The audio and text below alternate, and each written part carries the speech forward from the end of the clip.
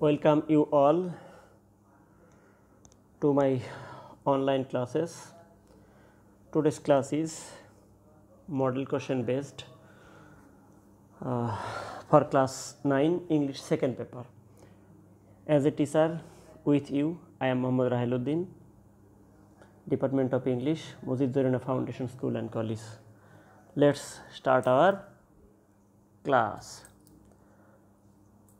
তোমরা জানো আমাদের ক্লাসগুলো এমসিকিউ ভিত্তিক, তো আজকে সেকেন্ড পেপার ক্লাসটা ওইভাবেই করানো হয়েছে গ্রামারের উপর নির্ভর করে। একটা জিনিস খেয়াল করো,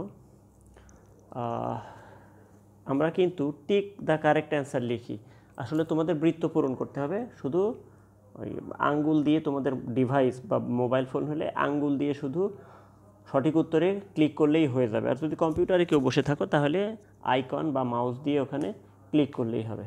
তো চলো আমরা দেখি আজকে সঠিক অ্যান্সার সহ ক্লাসটা করতে থাকি। The train will stop at the next dash. এটা দেখো ব্র্যাকেটে আছে স্টপ, এটা আমাদের সাফিক্স প্রিফিক্সের উপর নির্ভর করে। অ্যাট দ্য নেক্সট স্টপ, দেখো নেক্সট একটা অ্যাডজেক্টিভ, তাহলে এরপরে স্টপ যেটা আছে এটা নাউন হয়ে যাবে। তাহলে স্টপের নাউন ফর্ম হলো স্টপিজ, STOPPAGE, স্টপেজ, STOPPAGE, অর্থাৎ ডি নাম্বার অপশন যেটা, সেটা হবে সঠিক অ্যান্সার। আচ্ছা, তাহলে পরে দেখো 2 নম্বরটা লিখেছি, had I been a child again, এটা আশ্চর্যবোধক চিহ্ন দেওয়া আছে। এই সেন্টেন্স তাকে অ্যাসার্টিভ করতে হবে। তো নিয়ম হলো ইফ বা হ্যাড দ্বারা শুরু হলে এটাকে আই উইশ বা উই, সাবজেক্ট উই থাকলে উই আর আই থাকলে আই, এরপরে বসবে উইশ, আই উইশ, এরপরে সাবজেক্ট হিসেবে আবার আই বসবে। এরপরে খেয়াল করে থাকো, wish, fancy, it is time, it is high time, right form of ভার্বের নিয়ম অনুসারে এগুলোর পরে ভার্বের পাস্ট ফর্ম বসে। তখন ভার্বটা দেওয়া আছে হলো হ্যাড এবং বিন, তো হ্যাডটা উঠে যাবে, উঠে গিয়ে শুধু বিন ভার্ব যেটা, এটাকে পাস্ট ফর্ম করলে হবে ওয়াজ বা ওয়ার। তাহলে I wish I were a child again, এটাকে আনরিয়াল পাস্ট বলা হয়। আনরিয়াল পাস্ট, আনরিয়াল পাস্টে সব পার্সন সব নাম্বারের সাথে ওয়ার বসে, এই জন্য আই উইশের পরে আই ওয়ার হচ্ছে, I wish I were a child again, এটাই হবে সঠিক অ্যান্সার। পরেরটা দেখো, if I were a child again, এটাও এক্সক্লামেটরি সেন্টেন্স, অর্থাৎ হ্যাড আই বিন যেরকম এটাও একই রকম। সুতরাং I wish I were a child, A number এটাই হবে সঠিক অ্যান্সার, বাকিগুলো একটাও হবে না। এবার পরেরটাতে যাই আমরা, দেখো লিখেছি many a man dash in the building. তাহলে খেয়াল করো, এটা রাইট ফর্ম অফ ভার্ব, ব্র্যাকেটে লিভ দেয়া আছে। মনে রাখবা মেনি এ বা অ্যান এগুলোর পরে সিঙ্গুলার ভার্ব বসবে। মেনি এ বা অ্যান সিঙ্গুলার নাউন, সুতরাং ভার্বটাও সিঙ্গুলার হয়ে যাবে। তাহলে কি হবে, মেনি এ বা অ্যান যদি হয়ে থাকে এরপরে নাউন অনুসারে যেটাই হোক ভার্বটা সিঙ্গুলার, তাহলে যেহেতু ম্যান আছে কি হবে, লিভস হবে। Many a man lives in the building, live তো প্লুরাল, এটাও হবে না। আর লিভিং, যদি ইজ লিভিং থাকতো তাহলে ঠিক ছিল, শুধু লিভিং তো কখনোই হয় না। এরপরে আর লিভিং, যেহেতু প্লুরাল করা আছে এটাও সঠিক হবে না, অর্থাৎ many a man lives in the building, অর্থাৎ ডি নাম্বারটা সঠিক অ্যান্সার। 4 নাম্বারটা দেখো, এ good student has thirst their knowledge. তো এটার অপশনগুলো এখানে দেখা যাচ্ছে না, আমরা পরের স্লাইডে দেখি। আমরা লিখেছি যে এ good student has thirst dash knowledge, তো থার্স্টের পরে ফর বসে, অর্থাৎ থার্স্টের পরে যে ফর হবে সেই অনুসারে আমাদের এ নাম্বারটা সঠিক answer. A good student has thirst for knowledge. Okay, এরপরে আমরা 4 নাম্বারে চলে যাই। 4 নাম্বারে কী লেখা আছে দেখো, লাভিভ has little knowledge about computer, এটা ট্যাগ কোশ্চেন করতে বলা হয়েছে। খেয়াল করে থাকো, আমরা ট্যাগ কোশ্চেনের সময় বলেছি শুধু লিটল, তারপরে হলো few, hardly, barely, rarely, scarcely, seldom, এগুলো থাকলে সেন্টেন্সটা নেগেটিভ অর্থ বহন করে, সুতরাং ট্যাগ কোশ্চেনটা পজিটিভ বা অ্যাফার্মেটিভ হবে। তাহলে এখানে একটা ট্যাগ কোশ্চেন হতে পারতো যে হ্যাজ হি, যেহেতু হ্যাজ এখানে নাই, হ্যাজের জায়গায় আমরা লিখেছি ডাজ হি। ডাজ কেন হলো, হ্যাভ ভার্বটা এখানে প্রেজেন্ট ফর্ম হিসেবে ব্যবহৃত হয়েছে হ্যাজ, যেহেতু এটা প্রেজেন্ট ফর্ম তার মানে এটা প্রেজেন্ট ইনডেফিনিট, তাহলে প্রেজেন্ট ইনডেফিনিট টেন্সে ডু বা ডাজ বসে, তাহলে লাভিভের সাথে ডাজ বসবে। আর যেহেতু এখানে নাবোধক করা যাবে না, লিটল আছে, তাই এই জন্য সরাসরি লাভিভের পরিবর্তে হি, এই জন্য লিখতে হবে ডাজ হি, বাকিগুলো একটাও হবে না। 5 নাম্বার দেখো, Allah has created the dash, এরপরে দেয়া আছে ইউনিভার্স, টুলস, ইন, আফটার। এটা gap filling with clue without ক্লুর মতো। তো Allah has created the universe, একটা জিনিস খেয়াল করবা, যদি অপশন থাকতো যে Allah has created the world অথবা ইউনিভার্স, তাহলে আমরা কোনটা লিখতাম?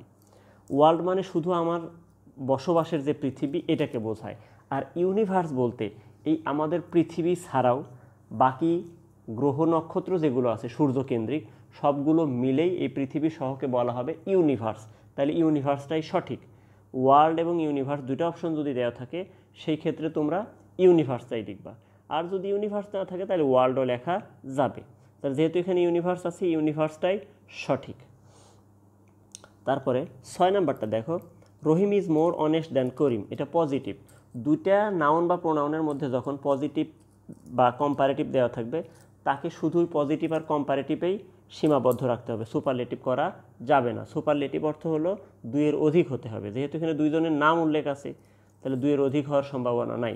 এই জন্য এটাকে আমরা যখন পজিটিভ করব নিয়ম অনুসারে শেষের নাউনটা আগে যাবে। তাহলে রহিম, এরপরে হাঁ বোধক থাকলে না বোধক, না বোধক থাকলে হ্যাঁ বোধক। তাহলে Rahim is not as honest as Karim. তাহলে আমরা লিখতে পারি Karim is not as honest as Rahim, দুটো একইভাবে তুমি লিখতে পারবা, সমস্যা নেই। তার মানে আমাদের সঠিক অ্যান্সার হবে Karim is not as honest as Rahim. অ্যাজের জায়গায় অ্যাড হয়ে গেছে এডি, ওটা আসলে spelling mistake. Karim is not as honest as Rahim. বাকি যেটা আছে দেখো, নট লেস, নট লেস তো কম্পারেটিভ, দেন যেহেতু আছে।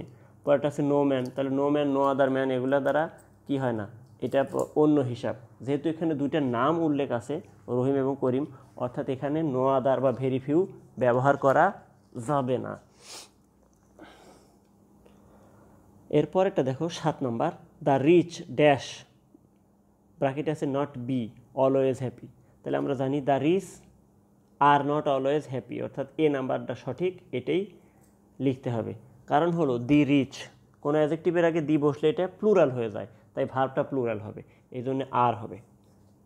The rich are not always happy, যেহেতু অলওয়েজ আছে এটা প্রেজেন্ট ইনডেফিনিট টেন্স, সুতরাং আরটাই সঠিক, আর নট অলওয়েজ হ্যাপি। আমরা পরের স্লাইডে যাই, গিয়ে দেখি যে কী আছে।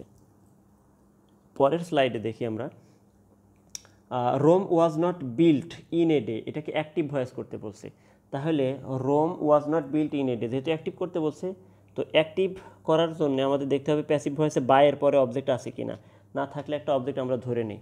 বিল্ট মানে নির্মাণ করা, রোম একটা নগরীর নাম, শহর বা নগর, তাহলে রোমের লোকজন এটা তৈরি করছে, তাই রোমের লোকদেরকে বলা হবে রোমান্স, ROMANS, আর এটা জাতির নাম, রোম দেশের লোকদেরকে বলা হয় রোমান্স।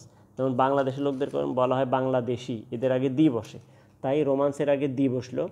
এরপরে ওয়াজ নট যদি থাকে বুঝতে হবে এটা পাস্ট ইনডেফিনিটের প্যাসিভ, তাই এটা অ্যাক্টিভ করার সময় পাস্ট ইনডেফিনিটই থাকবে। তাহলে পাস্ট ইনডেফিনিট না বোধ করলে ডিড নট হয়, তাহলে দ্য রোমান্স ডিড নট, ডিডের পরে ভার্বটা বেজ ফর্ম বা প্রেজেন্ট ফর্ম হয়ে যাবে, তাহলে বিল্ড, এরপরে সাবজেক্টটা ছিল রোম, রোমটা অবজেক্ট হয়ে গেল, এরপরে অতিরিক্ত অংশ ইন এ ডে, অর্থাৎ the Romans did not build Rome in a day. B number যে অপশনটা বি, সেটাই হবে সঠিক।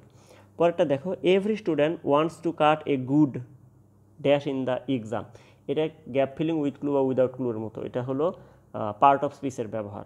তাহলে আমরা জানি every student wants to cut a good figure in the examination. Cut a good figure মানে ভালো ফলাফল করা, আর কাট এ সরি ফিগার মানে খারাপ ফলাফল করা, তাহলে এটা good figure in the examination হবে।